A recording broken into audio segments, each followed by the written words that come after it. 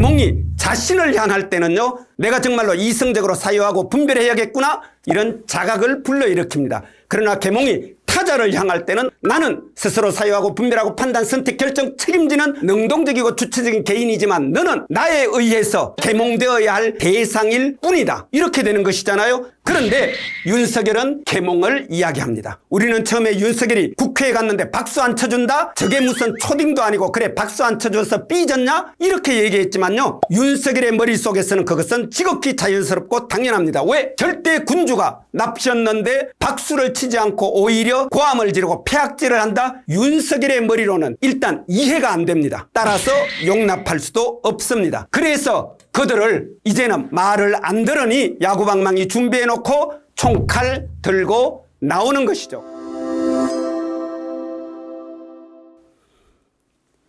반갑습니다. 더불어민주당 영주영양봉화지역위원장 박규환입니다. 제가 얼마 전에 전한길의 괴설을 비판하는 영상 찍었습니다. 많이 시청해 주셔서 다시 한번 감사 인사드립니다.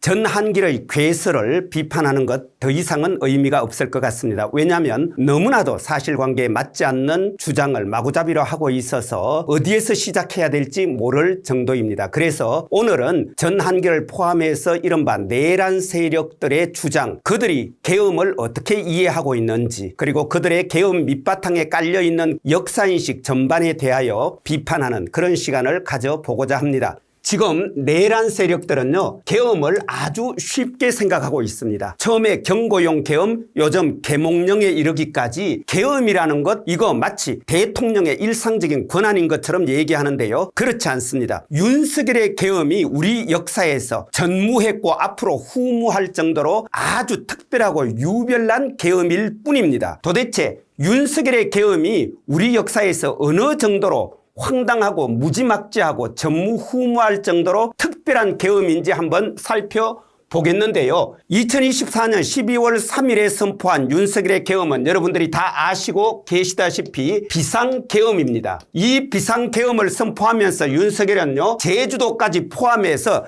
대한민국 전부가 계엄의 대상이 되었고요. 아울러 이 계엄을 선포할 때 포고령에 보면은 영장 없이 체포 구금이 가능하다라는 내용까지 포함했습니다. 다시 말하면 국민의 기본권, 그것도 신체의 자유를 직접적으로 침해하는 이런 내용을 포함하는 비상계엄을 발령했던 것입니다. 그런데요, 이거 여러분 생각에 그냥 쉽게 발령할 수 있다고 보십니까? 이런 비상계엄은요, 대한민국 역사에서 정말이지 전무후무합니다. 아마도 우리는 계엄하면 딱 떠오르는 말, 이제는 모든 국민들이 다 거의 암기하다시피 하고 있을 텐데요. 헌법 제77조 전시, 사변 또는 이에 준하는 국가 비상사태, 이 말들은 이제는 다 기억하고 계실 겁니다. 전시라는 게 결국 전쟁을 치른다는 뜻이잖아요. 전쟁을 치르는 동안은 아마도 대한민국 전역을 대상으로 하는 비상계엄, 그리고 영장 없는 체포구금 가능한 그런 비상계엄이 선포될 수밖에 없다, 선포되어야 한다, 이렇게 생각하는 분 계실지 모르겠지만 천만의 말씀입니다. 우리나라에서 전시였던 적이 언제 있습니까? 1948년 대한민국 정부가 수립된 이래로 우리가 겪었던 전쟁은요, 1950년 6월 25일에 발발한 그 전면전, 곧 한국전쟁이죠. 그런데요, 1950년 6월 25일에 발발한 한국전쟁 시기에는 그럼 과연 윤석열이 선포한 이런 류의 비상계엄이 발령되었을까요? 아닙니다. 이승만조차도요, 비상계엄, 더구나 대한민국 전역을 대상으로 한 영장 없는 체포구금을 가능케 하는 이런 비상계엄을 함부로 발령하지는 못했습니다. 그러면 실제로 이승만은 언제 계엄을 발령했던가? 1950년 7월 8일 전남북을 제외한 대한민국 전역에 비상계엄을 발령했던 것입니다. 6월 25일에서 7월 8일 사이에는 한국에는 계엄이 발동되지 않았습니다. 그렇다면 영장 없이 체포구금, 이거는요, 1950년 7월 11일에 충청 남북도에 한해서 발령했습니다. 1950년 7월 8일에는요, 비록 비상계엄을 발령하긴 했지만 대한민국 전역이 아니라 전라남북도를 제외한 대한민국 땅에 비상계엄을 발령했고 체포구금령은 별도로 발령하지 않았습니다. 체포구금에 대한 조치는 7월 11일에 그것도 어디에 충청남북도에 한정해서 발령했던 것이고요. 이런 것들이 전부 다 7월 21일에 갔어야 대한민국 전역으로 확대되었던 것입니다. 그래서 대한민국 전역에 비상계엄이 선포되고 그리고 영장 없는 체포구금이 가능하게 된 것은 한국전쟁으로부터 한 달이 지난 7월 21일에 갔어야 이루어졌다는 것. 비상계엄이 그럼 언제 해제가 되었느냐? 1950년 10월 10일에요. 제주도는 비상계엄에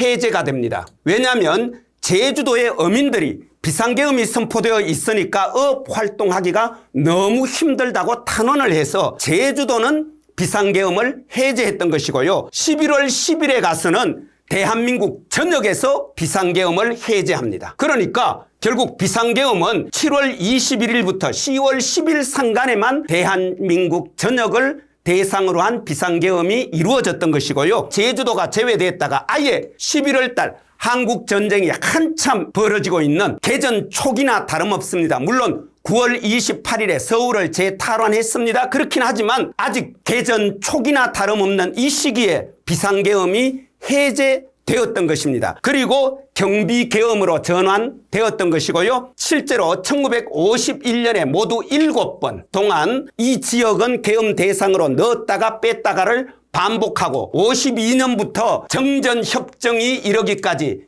10번 계엄이 해제됐다 발령되었다 지역을 넣었다 뺐다를 반복합니다. 결국 이승만조차도 한국전쟁이라는 그 엄혹한 전시기간조차도요 대한민국 전역을 대상으로 해서 영장 없이 체포구금 가능한 이런 류의 비상계엄을 함부로 선포하지 못했다는 사실입니다. 그럼 이승만조차도 왜 이렇게 계엄을 함부로 선포하지 못했던가? 계엄이라는 것은요 군대가 동원되는 것입니다. 병력으로서 질서를 유지하고 군대가 행정 및 사법의 기능을 모두 다 전담해서 수행하는 것, 그것이 계엄인데요. 군대는요 아시다시피 교전권을 행사하는 집단입니다. 근대 국가의 특징은요 국가가 폭력을 독점한다는 것이죠. 이때 폭력이라고 얘기할 때는 통상 경찰권, 처벌권, 교전권을 말합니다. 그런데 일상시 평상시에는 국가는 경찰권과 처벌권을 통해서 질서를 유지합니다. 교전권은 전쟁 시에 행사합니다. 전쟁 시에 행사한다는 것은요 이거는 적국을 대상으로 한다는 것이고요. 교전권의 범위는 어디까지입니까? 살상을 사실상 자유롭게 허용해 주는 것입니다. 일종의 살상 면허증이 발부되는 것이나 마찬가지입니다. 이것이 바로 군대가 교전권을 행사하는 것이고 이것은 사실상 전쟁식이다. 그런데 계엄을 선포한다는 것은 무엇입니까? 자국민을 대상으로 선포되는 것입니다. 따라서 자국민을 대상으로 군대가 교전권을 행사하겠다. 이게 바로 계엄입니다. 자국민을 사실상 적국 사람인 것처럼 취급하겠다. 이것이 바로 계엄입니다. 그래서 계엄령을요 마셜로우라고 얘기하죠. 전쟁법이라는 얘기입니다. 전쟁 당시에 통용되는 그런 법, 이것이 바로 계엄입니다. 그래서 계엄을 함부로 선포할 수 없는 것입니다. 계엄이 선포되는 순간 군대가 동원되어서 자국민을 대상으로 사실상 교전권, 작전을 수행하기 때문에 계엄이 선포되는 순간 법치는 사라집니다. 법치라는 게 무엇입니까? 법치는요 국민의 대표기관인 국회의회가 제정한 법률을 통해서 주민들을 통제하고 질서를 유지하고 주민을 다스리는 것, 그것이 바로 법치죠. 계엄이 선포되는 순간 무엇이 주어집니까? 포고령입니다. 이 포고령은 국회의 의사, 주민의 의사와는 하등 상관없습니다. 오로지 1인 대통령 그리고 계엄사령관, 그 사람의 포고령이 주민들을 통치합니다. 그래서 계엄이 선포되는 순간 법치주의는 사라집니다. 아울러서 법치의 기반은 무엇입니까? 민주죠. 민에 의해 다스리는 것, 그 민의 의지가 결집된 법을 통해 다스리는 것, 이 모든 것이 계엄령이 선포되는 순간 사라지는 것입니다. 그래서 계엄은요 법치주의, 민주주의와는 양립할 수 없습니다. 이승만조차도 공식적으로는 함부로 계엄을, 그것도 비상계엄을 덜먹이지 못했던 것입니다. 미국에서 공부하면서 자칭 민주주의자였던 이승만은 그가 비록 아무리 많은 양민을 학살하고 민간인을 학살했을지언정 함부로 계엄령을,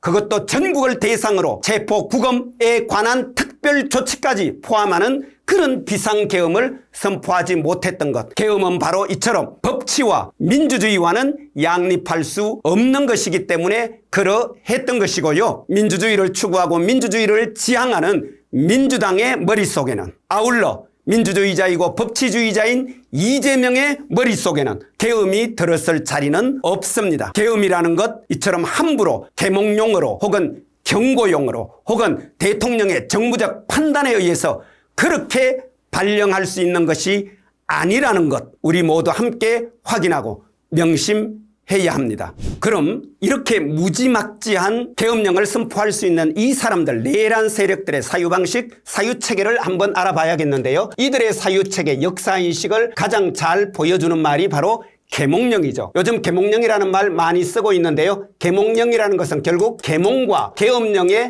합성어인데요. 계몽하기 위해서 계엄했다. 계엄이라는 것 우리가 앞서 많이 살폈으니까요. 이번에 계몽을 한번 들여다보겠습니다. 계몽이라는 말요, 일상에서 그냥 무지한 사람 좀 깨우쳐준다, 이런 의미로 쓰고 있고요. 써도 좋습니다. 그러나 역사학에서 혹은 사회정치 현상을 설명하고 분석할 때는요, 함부로 쓰면 안 됩니다. 왜냐하면 계몽이라는 말은 사상사에서 나름대로 의미를 갖춘 개념이고 용어이기 때문이죠. 그럼 계몽의 의미, 계몽이라는 개념은 어떤 뜻이냐? 중세사회라고 할 수 있죠. 전근대사회와 근대사회 혹은 현대사회를 나누는 가장 중요한 기준이 되는 말입니다. 그렇다면 자, 전근대사회, 중세사회는 어떤 사회입니까? 미신, 주술, 신화의 세계입니다. 이곳에서 무지몽매하게 미개하고 야만적으로 살아가는 사람들, 여기에 이성의 빛을 확 비춰준다. 그래서 이 사람들을 이제 깨우친다. 어두움을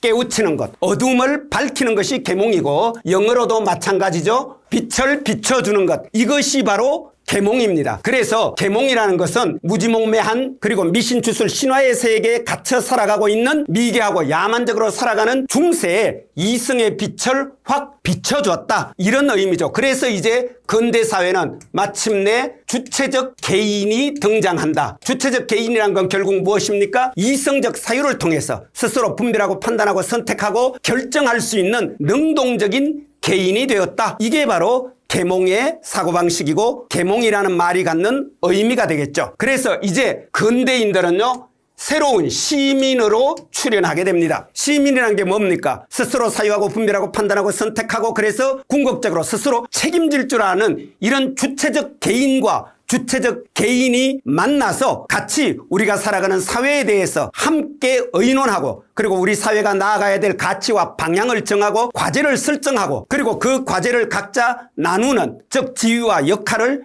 배분하고 같이 행동하고 그 결과에 대해서 공동으로 책임지는 사회를 만들어가는 주체, 다시 말하면 공공의 영역에 능동적으로 참여하는 개인, 일컬어 시민이라고 하는 거죠. 서울 시민만 시민이 아니고 저처럼 봉화 군민도 스스로 공공의 영역에 능동적으로 참여하는 개인일 때 시민이 되는 것이고, 이렇게 시민이 형성됨으로써 이제 민주 정치가 가능해지는 것이죠. 그래서 근대에서 민주 정치가 가능해졌다. 그 과정에서 계몽은 혁혁한 공로를 세웠습니다. 미신주술 신화의 세계에 갇혀있던 그들이 갖고 있던 낡은 의식들, 세계관, 이것을 혁파해 줬던 것이죠. 대표적으로 뭡니까? 중세사회를 떠봤던 것이 바로 신분제죠. 근데 신분제는요, 제도이기도 하지만 동시에 의식이기도 합니다. 어떤 의식입니까? 내 몸에는 천민의 피가 흐르고 있습니다. 제 같은 천민이 어찌 감히 임금님을 거역할 수 있겠습니까? 이런 낡은 사고방식이 존재하는 한 우리는 근대적 개인, 주체적 개인, 시민사회, 민주주의 불가능합니다. 그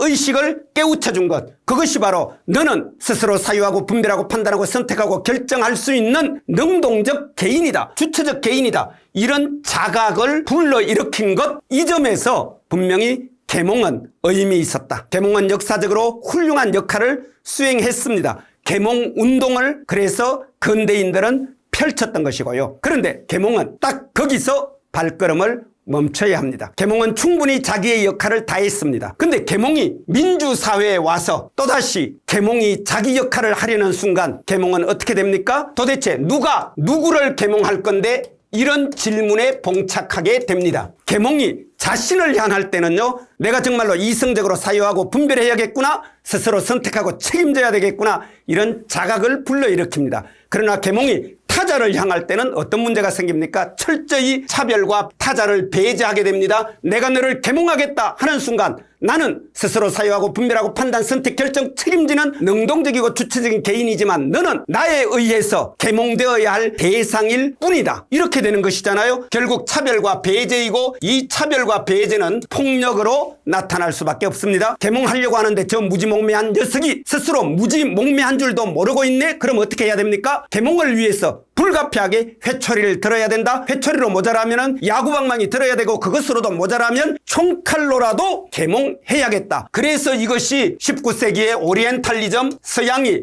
동양을 어떻게 합니까? 무지몽매 미신주술 신화의 세계에 갇혀있는 동양을 백인이 서양이 계몽해야 되겠다. 그리고 이것은 또한 제국주의, 식민주의로 나타나게 되는 것이죠. 저 무지몽매한 조선 사람들, 저 조선 사람들을 우리가 가서 회초리 들고, 아니 총칼 들고서라도 계몽해야 되겠다. 그것이 바로 일제의 침략 논리였던 것이죠. 그래서 민주주의를 기반으로 하는 사회에서 계몽은 설 자리가 없습니다. 계몽이 이야기되는 순간 그것은 철저히 폭력으로 나타날 수밖에 없고 차별과 배제로 나타난다. 그런데 윤석열은 계몽을 이야기합니다. 계몽하기 위해서는 총칼이 필요했다. 이런 논리죠. 그런 점에서 보면 윤석열의 계몽령은 맞습니다. 윤석열의 사유방식은 계몽에 머물러 있는 겁니다. 즉 전 근대 사회에서 근대로의 이행기, 그걸 우리는 서양에서 절대왕정이라고 얘기하죠. 결국 절대왕정의 단계에서 윤석열은 본인이 절대 군주인 겁니다. 우리는 처음에 윤석열이 국회에 갔는데 박수 안 쳐준다? 저게 무슨 초딩도 아니고 그래 박수 안 쳐줘서 삐졌냐? 이렇게 얘기했지만요, 윤석열의 머릿속에서는 그것은 지극히 자연스럽고 당연합니다. 왜? 절대 군주가 납셨는데 박수를 치지 않고 오히려 고함을 지르고 폐악질을 한다? 윤석열의 머리로는 일단 이해가 안 됩니다. 따라서 용납할 수도 없습니다. 그래서 그들을 이제는 말을 안 들으니 야구방망이 준비해놓고 총칼 들고 나오는 것이죠. 그런 점에서 보면 이번에 윤석열이 선포한 저 계엄령, 저 무지막지한 계엄령은요, 계몽령이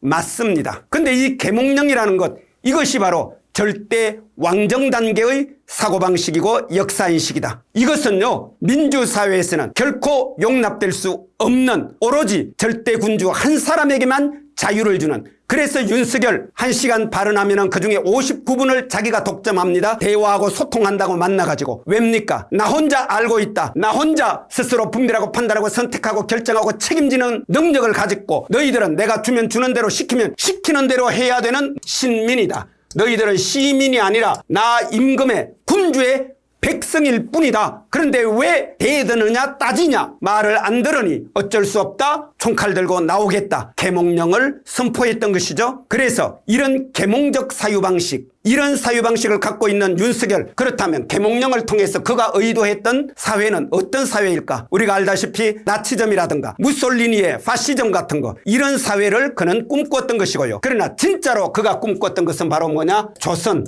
어느 시기 조선일까요? 천황과 총독이 다스리던 그 조선, 그 중에서도요 1910년에서 1919년까지의 그 무단 통치 시기, 조선이야말로 계몽령이 펼쳐졌던 것이죠. 그 시기에 무지몽매 미신주술 신화의 세계에서 미개하게 살아가고 있는 저 조선진 계몽시키기 위해서 일본이 군대를 갖고 들어와서 통치했고요. 그래서 조선을 근대화시켰다. 그게 바로 1919년까지 일제강점기 조선의 역사적 현상이었죠. 그 조선을 윤석열은 꿈꾸었다. 그래서 무슨 짓을 했습니까? 작년에 굳이 억지로 우리가 달려들어서 사도광선 세계문화유산에 등재시켜줬고요. 뿐만 아니라 한국학중앙연구원장, 그리고 국사편찬위원장, 그리고 심지어 독립기념관장 자리에까지도 어떤 사람을 심어두었습니까? 바로 이런 계몽적 사고에 투철한 사람들, 일제가 조선인들을 계몽시켜서 마침내 살기 좋은 나라, 깔끔한 나라, 깨끗한 나라, 근대적인 정치, 경제, 사회, 문화 체계를 갖춘 그런 나라로 바꿔주었다. 이게 바로 식민지 근대화론이잖아요. 이렇게 식민지 근대화론에 찌들어 있는 친일, 숭일, 부일에 찌들어 있는 그런 사람들을 모두 역사기관장 자리, 20개 넘는 역사기관장 자리에 앉혔고요. 그리고 마침내 계엄령을 선포했죠. 올해가 어떤 해입니까? 광복 80주년이기도 하지만 올해는 동시에 한일 국교 정상화 60주년 되는 해입니다. 그래서 한일 국교 정상화 60주년에 맞춰서 신한일 병합체제를 만들어 보겠다. 그것을 위해서 작년 12월에 마침내 이제 활용점정 계몽령을 선포했던 것이고요. 근데 이 계몽령이 다름 아니라 주체적으로 사유하고 분별하고 판단하고 선택하고 결정하고 책임지고자 하는 능동적 개인들, 시민들의 힘에 의해서 좌절되었고, 아울러 국민의 의사를 받드는 대의기관인 국회의원들의 적극적인 노력에 의해서 그들의 꿈이 하루치로 끝났지만 그들이 꿈꿨던 그 세상은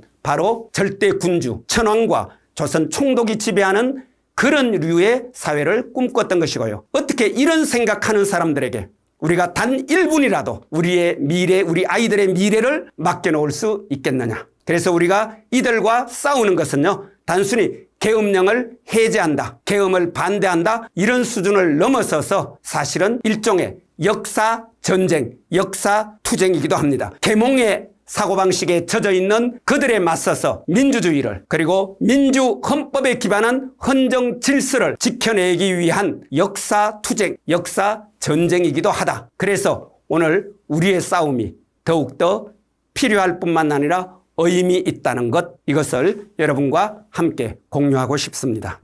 오늘 윤석열의 계엄이 얼마나 무지막지한지, 그것이 정말 우리 역사에서 전무후무한 역사적 만행에 해당한다는 점을 같이 살펴봤고요. 또 그들이 가지고 있는 사유체계, 사유구조, 역사인식, 그들은 절대 왕정 단계의 계몽의 수준에 머물러 있다. 그리고 일본 천황이 다스리는, 조선 총독이 다스리는 그런 일제강점기 무단 통치 시기의 한국 사회, 조선 사회를 마치 자신들의 이상향, 사회상으로 여기고, 실제로 그렇게 주민들을 계몽의 대상으로, 시민이 아니라 신민으로 취급하는 그런 정도 수준에 머물러 있다는 것 같이 한번 확인해 봤습니다. 우리가 결연하게 피로 쌓아 올린 민주주의, 그리고 법치주의를 지켜내야 되는 절체절명의 순간입니다. 이 순간에 우리가 역사인식으로, 그리고 또 논리로 잘 무장해서 시민들과 함께 이 난국을 같이